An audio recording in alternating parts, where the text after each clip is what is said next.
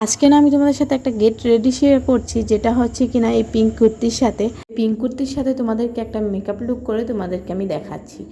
তো দেখো আমার ফেসটাকে কিন্তু ক্লিন করে আমি একটা টোনার ইউজ করে নিয়েছি। তো তোমরা যে কোনো টোনার ইউজ করতে পারো, রোজ ওয়াটারও ইউজ করতে পারো। তারপর একটা পঞ্চের ময়শ্চারাইজার ইউজ করেছি আমি। তারপর আমি একটু পার্পেলের একটু সিরাম ইউজ করেছি। আর প্রাইমারের জন্য আমি এখানে ইনসাইড কসমেটিকের প্রাইমারটা ইউজ করেছি।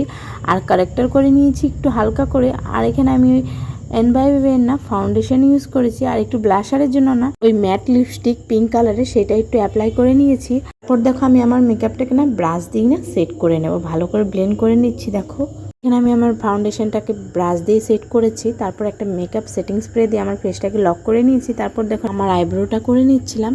তারপর দেখো এই কনসিলারের জন্য না আমি এখানে অ্যানভাইভের কনসিলারটাই নিয়েছিলাম হাইলাইট করার জন্য, জানো তো। তো কনসিলারটাকেও আমি ব্রাশ দিয়েই সেট করেছি। তারপর এখানে মার্সের লুজ পাউডার দিয়ে আমি আমার ফেসটাকে লক করে নিচ্ছি।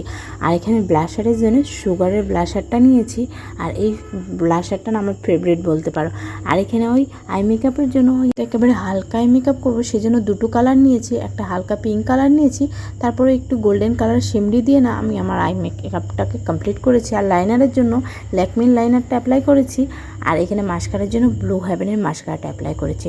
আর দেখো লিপ লাইনার দিয়ে লিপটাকে ড্র করে তারপর একটু লিপস্টিক পরে নিয়েছি। তারপর দেখো ফেসটাকে একটু হাইলাইট করে নিচ্ছিলাম। আর আমি কিন্তু নিউড লিপস্টিক পরেছি। আর এখানে চুলে একটু সিরাম দিয়ে হেয়ার ডাই দিয়ে শুকিয়ে নিয়েছি। দেখো এটা হচ্ছে আমার ফাইনাল লুক। তোমাদের কেমন লাগলো জানিও, ভালো লাগলে লাইক করে দিও।